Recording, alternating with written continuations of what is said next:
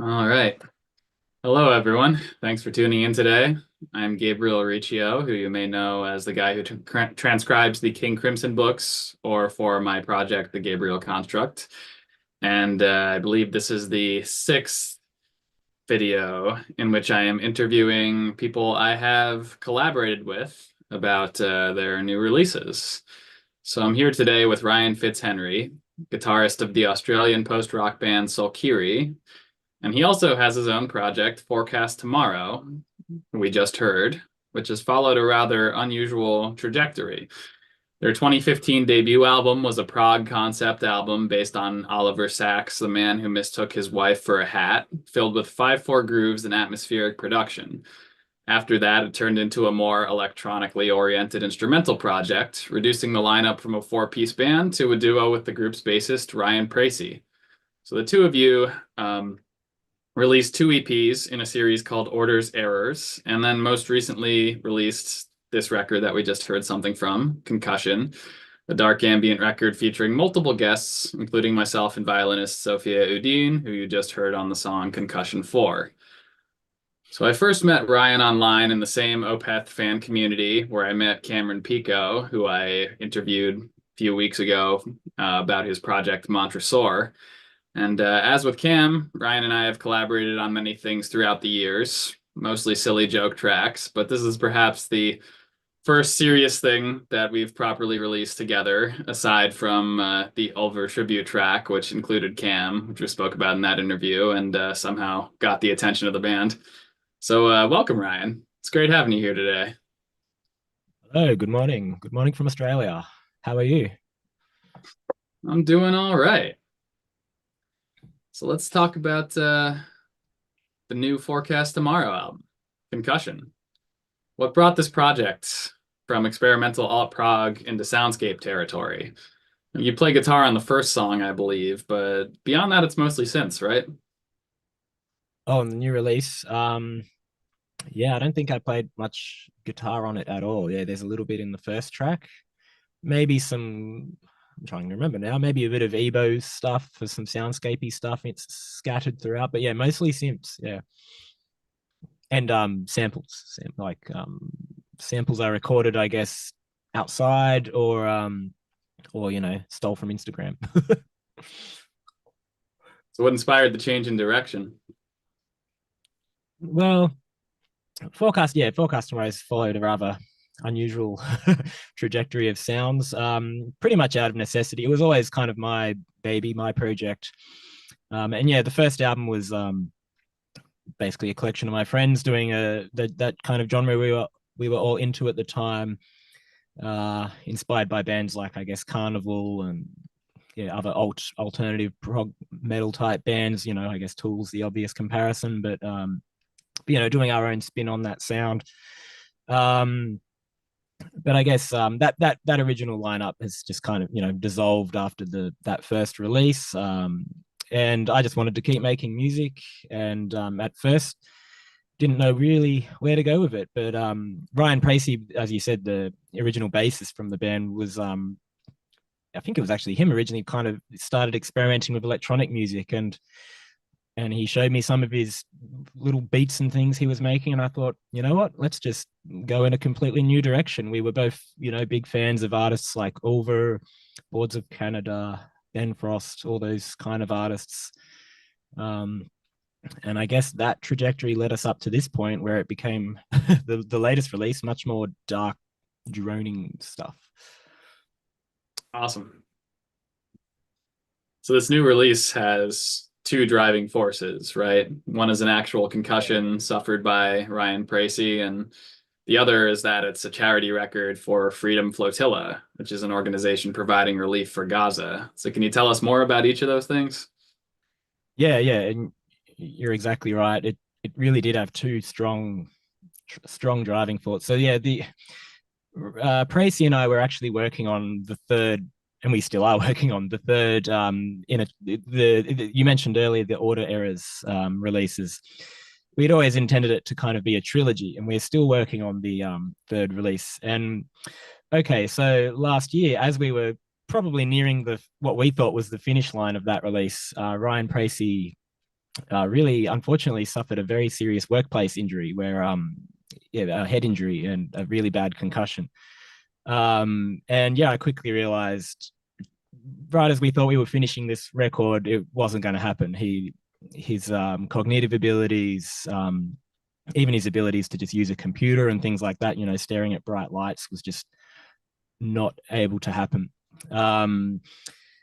So it kind of put a hold on us doing anything for a time while we said, okay, he needs to focus on his health, of course, and recover from that. And around that time as well, of course, the horrible events that are unfolding in Palestine were occurring as well. And I was feeling, as an artist, I guess, just really wanting to express something about that scenario, that what's occurring over there. And I guess just something clicked in my head where I thought, well, I still want my bandmate to contribute on this record, and he's not going to be able to do what he normally does. So I just really encouraged him. I said, look, dude, you need to do things to stimulate your brain and recover anyway. How about you just grab some of your synths and just create some drones? Don't think about it. Just hit one note, tweak some knobs, try and come up with some soundscapes, and just send me what you come up with. And that, I guess, laid a foundation to really approach this record in a completely different way. Basically, he would send me just random things he came up with, and I would chop and change them. I would sample them. I would, and then try and interweave them with, as you know, the guest stars, yourself and Sophia. I had to figure out ways to make all these ideas that were being thrown at me fit all together into, I guess, these unique pieces. So yeah, I guess those two driving forces, I think, really kind of, in the end, gave this record a really unique direction, which I thought was cool. Yeah, definitely. And you and the other Ryan are working remotely at this point, right? Yeah. He's also in the USA now, in Minneapolis. So yeah, he just sends me stuff online. We occasionally like go on a online jamming kind of platform where we can trade ideas in real time.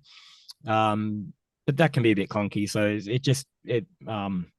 it does often work out just easier to establish a bit of an idea, then send them back and forth as we each contribute our ideas and chop and change it, and that approach, so to speak. Cool. So can you tell us a little bit about Freedom Flotilla and what made you pick that particular charity? Oh yeah, so well, part of obviously the inspiration for the album was the events unfolding in Gaza, and myself and my wife were attending a lot of the weekend rallies in Sydney. From our end, I guess, protesting our government's involvement and being complicit in these war crimes. And at one of the rallies, they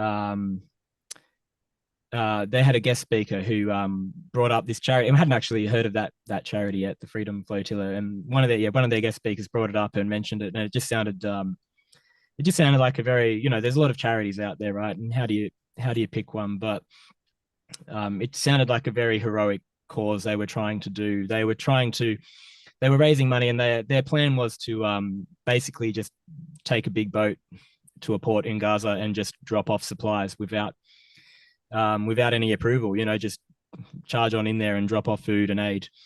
I'm not 100% up to date where they were up to. Their plans were stopped. They weren't able to take that initial boat in, but I know they've still been working hard to deliver aid and such. So I thought they seemed like a very worthy charity for the cause. And yeah, with this release, like being inspired by those events, I just felt like it needed to be a charity release, just to try and raise some money and awareness. Right. So all the proceeds for this record are going towards that, right? Yeah. In the end, like, we did a bit of pushing within a small online community, with you guys and the forum guys, and just some of the fans of the band. It was pretty cool actually that Bandcamp had started those listening parties around that time, so you could invite everyone to join in and listen to listen to the album in one hit and discuss it. And that actually worked. That was really cool because a lot of people joined, and then I guess we're inspired in that moment to donate. Um, and so far, we ended up donating about $500 to the charity. So that was really cool. Awesome. That's amazing. Thank you for doing that. So, unlike the Order Errors EPs, which are really just you two Ryans, this record's kind of set apart by having a number of guests and also the vocal sample on the second song. What is that? Oh yes. So that was again one of the protests that we attended. It was early on after the event started happening, and one of the guest speakers started just reading the names of children who've been killed and their age, and it was just obviously really haunting. But where I was standing, it was a massive crowd. Where I was standing right next to this, like it's a grassroots protest, right? There's just these crappy little PA speakers up on stands so you can hear them talking. And I was standing right next to this, little PA speaker that was just distorting, and they were playing, I think, some kind of music over the top of what she was, over the names that she was reading. And it was, even though it was one of those cases, it was so crappy, it was beautiful, I guess, like the distorted speaker and the obviously the emotional impact of what she was talking about. And then to make it even crappier from a sonic perspective, I recorded it on my Samsung phone. I just stood next to the speaker and sampled it, and that ended up on the record. And I think just giving it that lo-fi treatment on the record, it seemed to really work, to convey the message of that track, Concussion 2. So I guess that track in a way is kind of an ode to the dead children of Palestine. Wow, that's powerful. So there's 5 songs on this record, just named Concussion 1 through 5, and the framing tracks 1 and 5 both have vocals on them, which is another thing that sets them apart from the Order Errors EP. So can you tell us a little bit about the singers on this record, and what the text in the final song is about and everything? Yeah, certainly. We had the first track, Concussion 1, was the track that started the whole project. Really, in fact, the project started as just that one track. I thought I'll record one track, release it, make it a bit of a charity drive thing. And as I mentioned, my wife is also heavily involved in the protests and engaging with, trying to engage with our government and everything against these war crimes. So I invited her to just guest star some vocals on that track. There's no lyrics to it. It was purely, in fact, the melody was purely based on when I was kind of crafting the drones for that track. This kind of, I was basically reamping some sounds through some pedals and trying to make some weird sounds. And this weird kind of melody was poking its head out in the kind of delay lines of one of the pedals. And I thought, ooh, that should be a choir kind of sound. So it kind of twigged an idea in my head. So I dragged her behind the microphone and I said, here's the general idea of what I want you to kind of sing. And then we laid it and created that kind of haunting choir sound, which then bleeds in. That's towards the outro of the track. It kind of bleeds into the sample of, it's literally the sounds of people searching through the rubble after a bomb strike. So that's what you can hear at the end of the record, followed by you can hear in the background the sound of a literal drone. So as you know, they're under constant surveillance from drones over there, and they have a haunting drone sound in themselves. So yeah, that was, I guess, the vocals on the first track, just kind of trying to tie something melodic in at the end there. But no lyrics to that one. But yeah, then Concussion 5, which was the last track we composed, those were guest vocals from a good friend of ours, Tagrid Dafta. I know you've I think met Tagrid online as well. Mm-hmm. She is an Iraqi refugee, or immigrant. So I don't want to get her story wrong, but from what I remember her telling me, her and her father and family had fled Iraq in the early 90s, I think, during the wars that were happening back then. And they originally kind of settled in Bulgaria for a little bit before coming to Australia and and I guess really, fitting into Australia over here. Um, so yeah, and I was chatting to her about the project and invited her to guest vocal on it, and um, I gave her an idea for what to do, and she said, "No, actually, I want to write my own poem in Arabic." And I was like, "Oh wow, that's really cool." And even though I know Taggart all this time, I hadn't even thought, "Oh yeah, okay, she knows the Arabic." Like, we always speak in English, of course. I was like, "Oh wow, this is cool, right?" Um, so yeah, she wrote this poem in Arabic, and then yeah, and sings it on the last track. And funnily enough, I think that became, for a lot of, I guess, from the feedback I received, a lot of people's favorite track. I received a few messages from people in my small community of musos, and oh, who was that on the fifth track? That was awesome. So that was really cool. Um, and yeah, I guess we would have to ask Taggart for the deeper meaning behind her lyrics, but I know they sound kind of, I mean, they're obviously very dark, but they also sound kind of hopeful to me, the translation. So I felt like it was a great way to round out the record. Awesome. So then the central three songs use improvisatory material that I sent you that was very old, so that I really dug through my archives for. So I sent you two pieces from the Garmin Bozia project, which is an ambient improvisatory duo with my wife Sophia Udine playing violin, and yeah, that was the second session we did, and I just went through the archives and released 3 albums worth of improvisations for that project, which you can check out at thegabrielconstruct.bandcamp.com.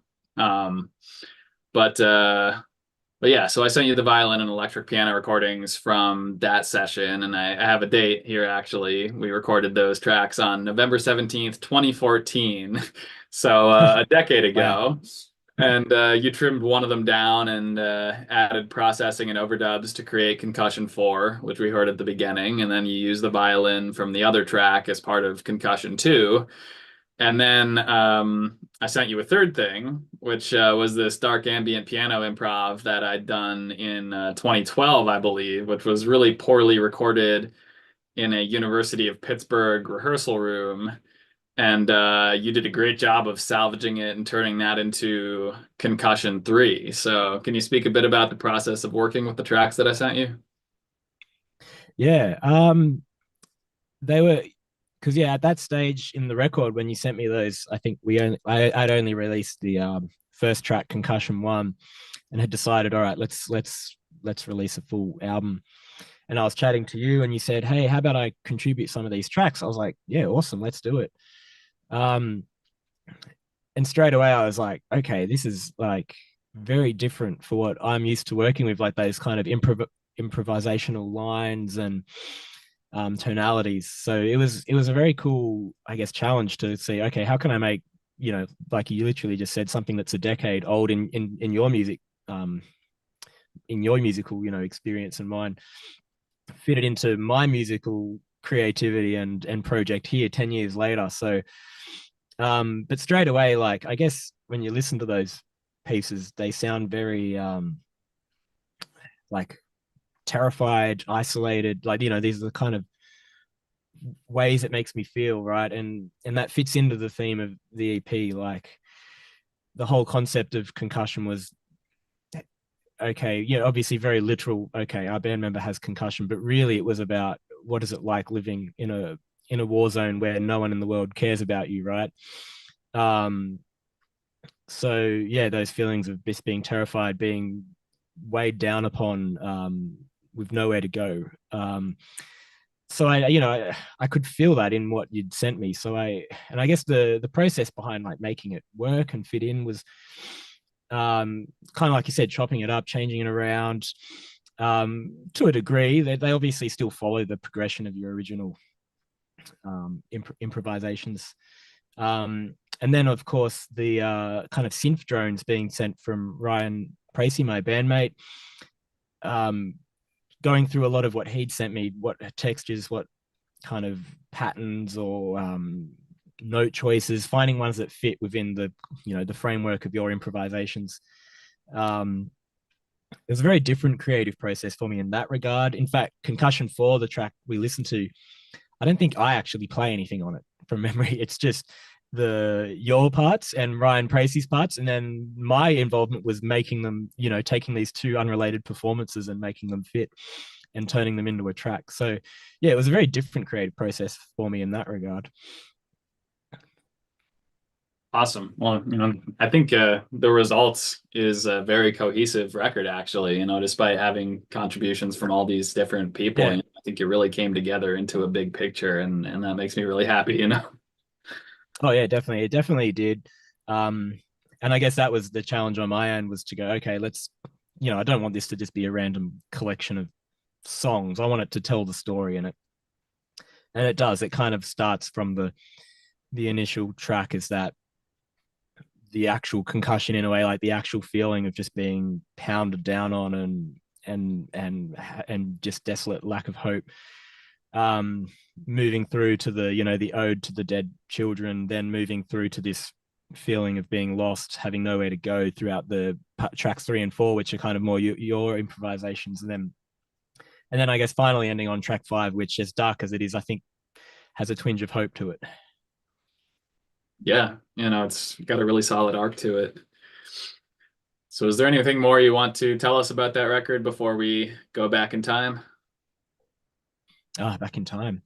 Well, yeah, I guess if anyone is interested in checking it out, definitely jump on Bandcamp. At this stage, I'm happy for people to just download it for free and just donate to a charity of their choice, I guess. But if anyone does pay for the record, I'll be forwarding the proceeds to the Freedom Flotilla. Awesome. Thank you for that. So let's go back to your previous release, Order Errors 2, and listen to the last track from that, Space Food Sticks. Is there Awesome. anything you want to tell us about this song or record before we dive in? Well, Space Food Sticks is a funny story in a way. We still joke about it to this day, because at the time before that track was written, we felt like we'd finished the EP. We were ready to, mix the tracks and put it out there.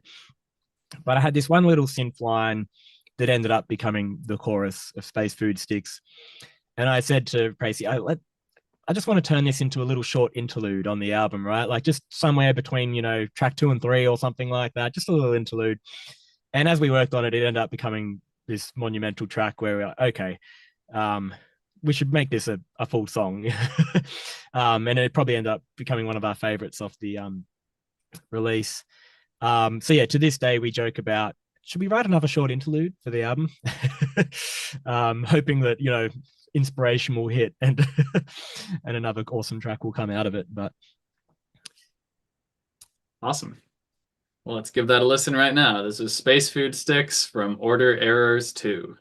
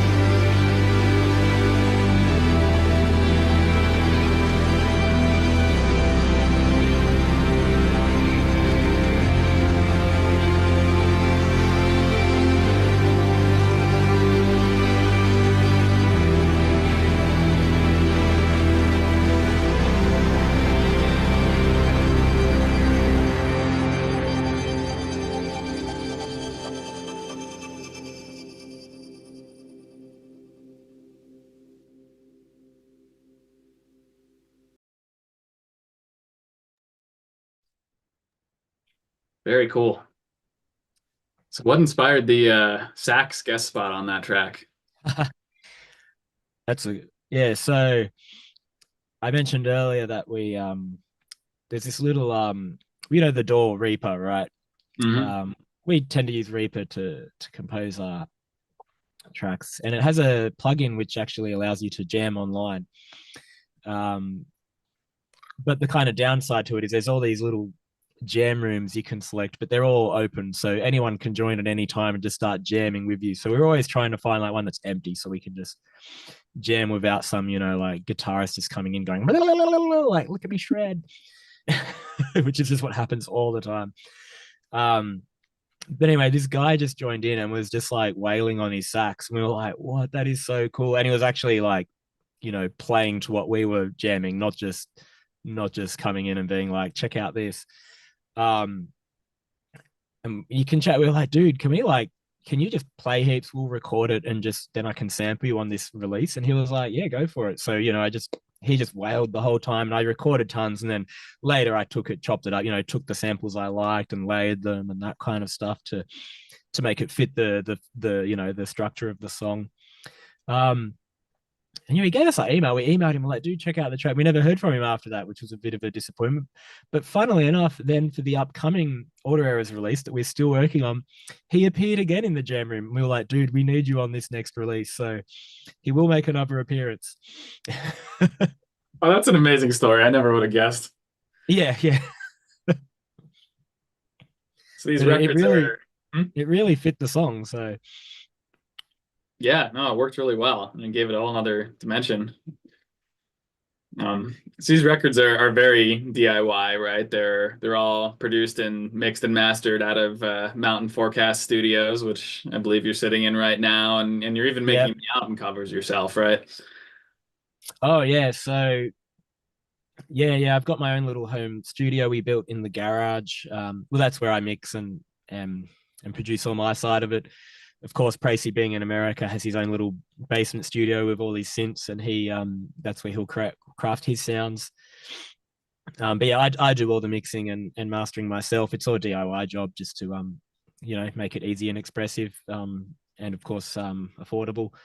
Um, and yeah, the album covers, so far, all the Auto Errors album covers have been just photographs that Ryan Pracy took that we thought, matched the mood of the album.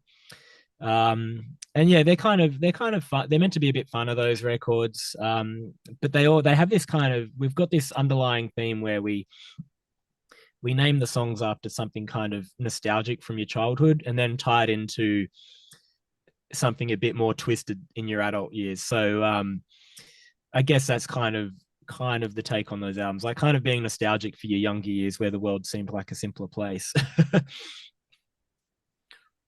Fair enough. So speaking of younger years, Forecast Tomorrow's debut is a pretty interesting record. Can you talk a little bit about the concept of that album? Oh yeah, the first record. So um yeah, that is quite a few years ago now.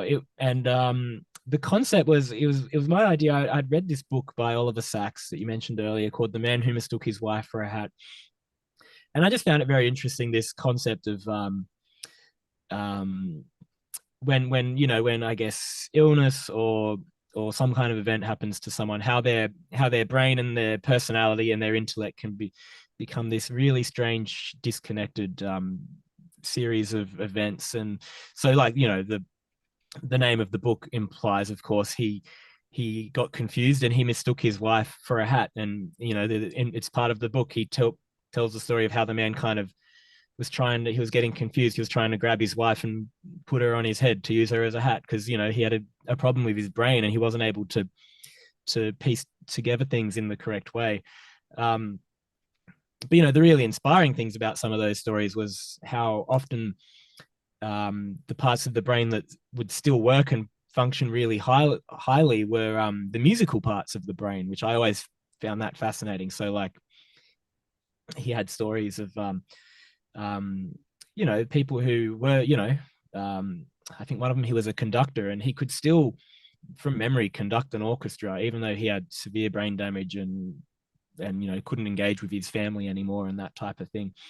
Um, So yeah, there's some really just I guess just the whole concept of the human brain is fascinating, right? Like whenever you try to think about it too hard, it makes your brain hurt. So that was kind of a it was a cool theme for the album. And I didn't write any lyrics for that album. I just kind of gave that theme to our vocalist at the time, Rosie, and told him like, look, here's the book, have a read. This is what I think the album should be about. He read it and he just composed his lyrics, his own interpretation of it. And we did some fun stuff on that record based on that theme. Um, like you'll hear the sampled sounds of a clock ticking and things like that. They're all related to events in the book. So yeah, it was a fun record. Did you choose to write the whole album in 5/4 to recreate the brain hurt sensation, or? Yeah, yeah.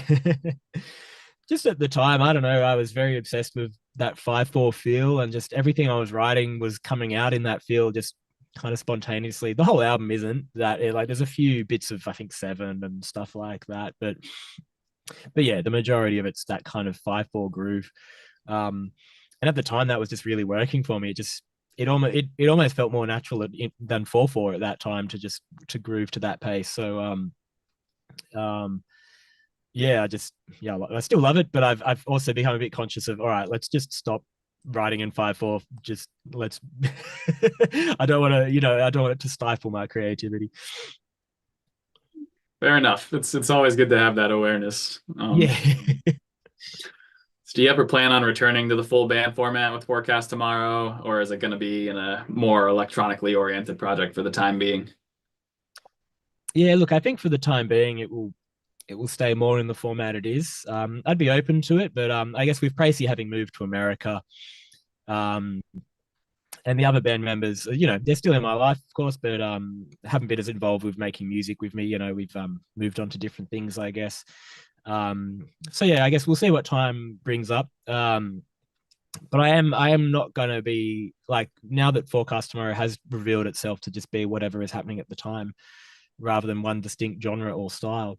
I am going to be, branching out into more styles in the future, or we will be, I should say.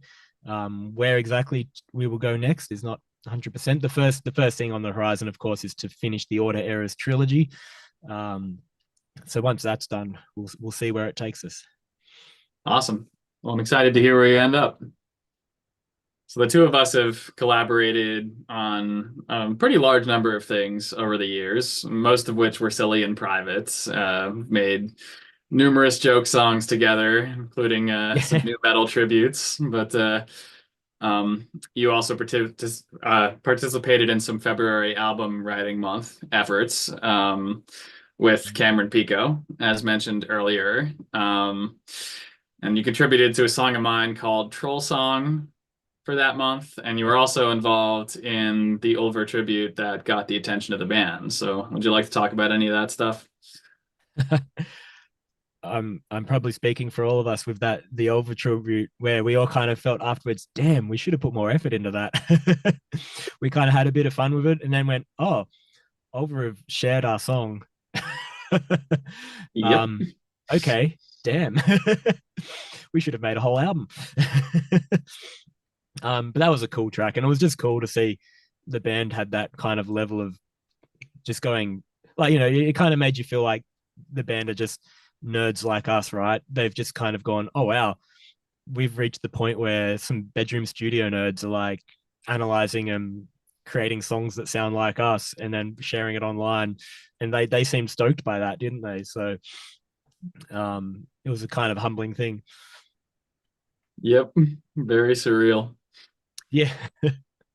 So you've been How long had we been, nerding out on Ulver albums before that point in time? Like quite a while. yeah, I don't even know. It was yeah, probably close to a decade. Yeah. So you've also been working with a couple other artists from our online community at Mountain Forecast Studios. So can you speak a little bit to that? Oh yeah. Our good friend Tom, I'm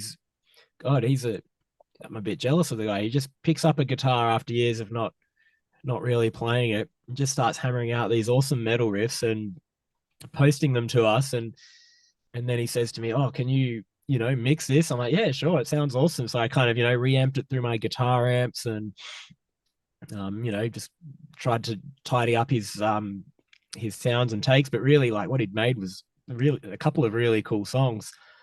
And then he ended up visiting me up here, and because he lives on the border between my state and Cam State.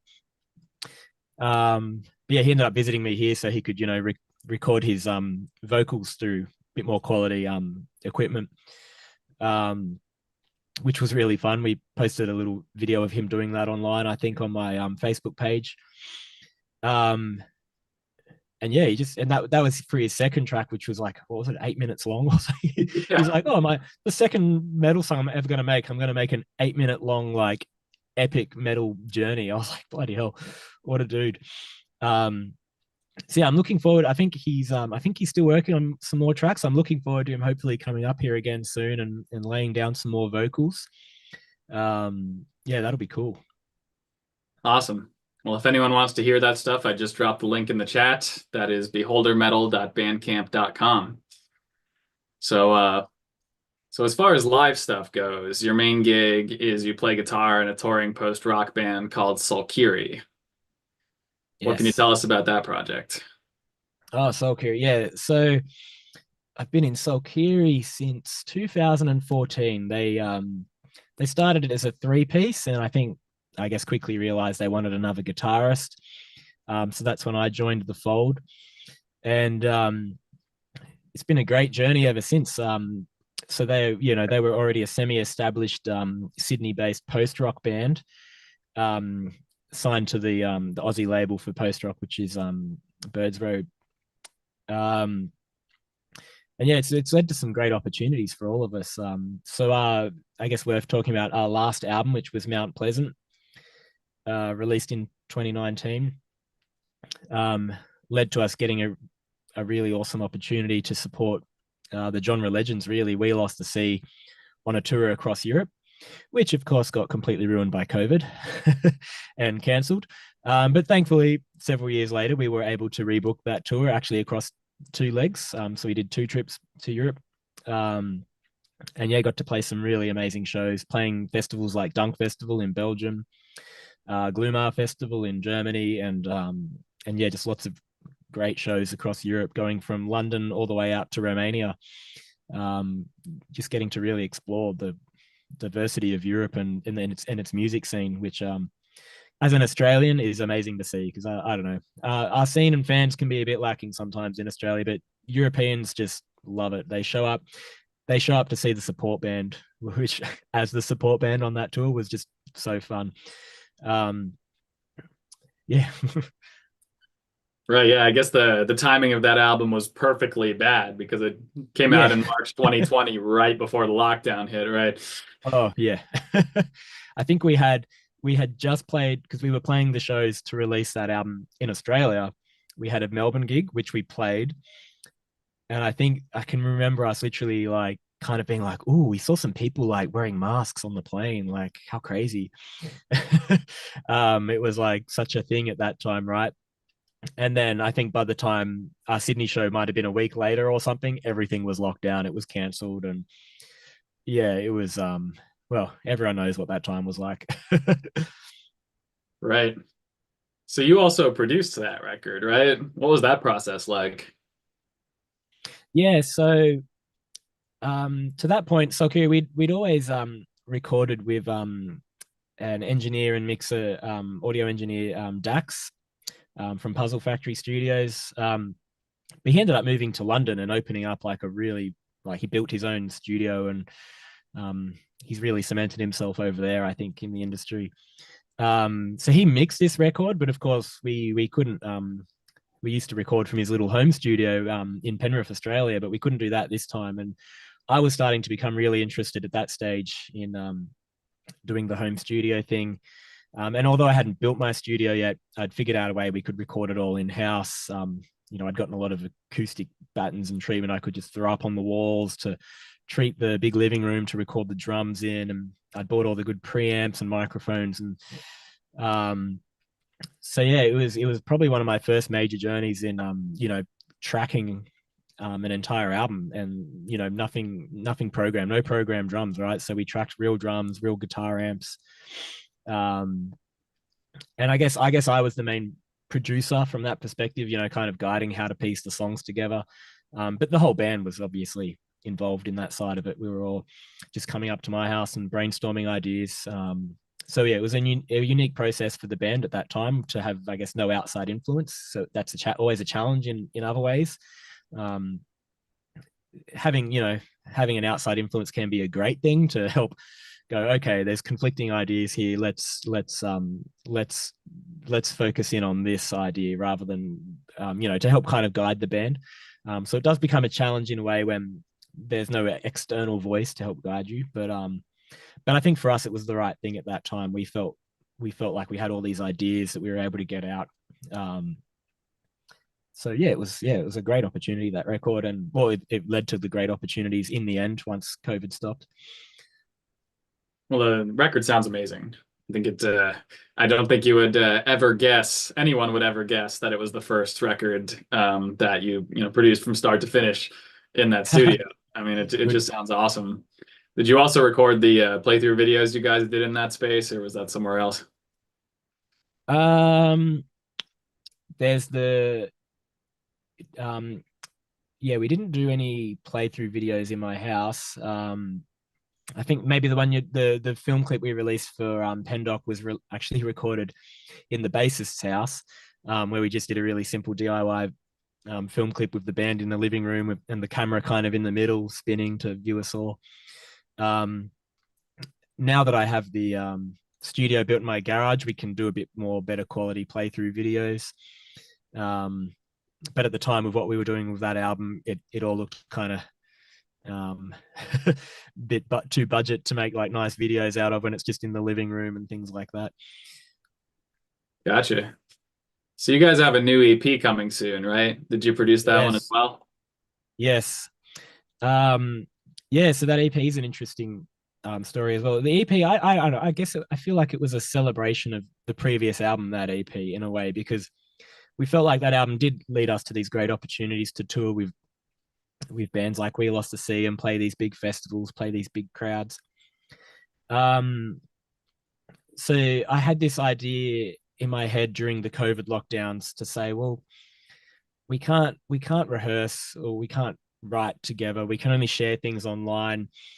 So let's kind of reimagine the some of the melodic ideas from the album, but reimagine them in an entirely different context. Like, so for instance, taking a melodic idea that was maybe played on guitar and just transposing it to piano, and then things like that, and seeing where it leads to. And then as we went with that, it became this. I think it was actually Piercy, our bass player, really pushed for, like, let's make this a much more like kind of ambient record rather than just like, at first it was maybe going to be kind of like acoustic versions of the songs, but no, let's like make it something entirely different. So keep those melodic ideas, but we're not covering ourselves. We're writing a whole new song. So the EP became its own beast from those kind of initial ideas.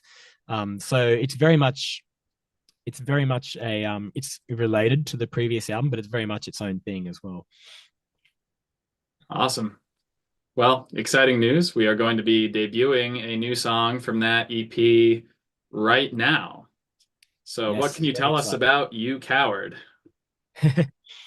So yeah, this song, continuing from what I was saying before, this song's probably the most related to the song it was inspired by from the album. It has some very obvious musical motifs. Just for instance, there's a guitar line I played on the album, which is then just transposed onto the mallet percussion, glockenspiel, things like that. So yeah, it's just much more different instrumentation. So there's the glockenspiel, like a metallophone, acoustic guitars, of course, a lot of synths, um, and yeah, I think it came out quite cool. Oh, and of course, how could I forget? Throughout the record as well, I got a good friend of mine, Monique, to arrange pieces on, like, for a string quartet, and play those live on the album as well. So we've got like that real string quartet sound throughout a lot of the pieces. Um, and those arrangements also echo a lot those kind of melodic themes from the album. So yeah, it came out quite beautiful, I thought. Very cool. So what was the name of the song that this one was originally based on? Shambles. It was the song on Mount Pleasant. Awesome. Well, before Let's we give dive that in. a what? I said, let's dive in. Yes. Before we do that, I just want to give a little pitch here. If you enjoyed this interview, consider joining Club Weird, which will give you access to exclusive content. The lowest tier of the subscription starts at $3 a month, and that helps the channel out a lot. So you can find more info on that in the video description below. But yeah, beyond that, thank you to everyone who tuned in tonight, and thank you so much for joining us today, Ryan. Yeah, no worries. Thanks for having me. Thanks for inviting me on. It's been a pleasure. Indeed, it has. Well, good night, everyone. This is You Coward by Solkyri off of their upcoming EP, Cranebrook, and you are the first people hearing it.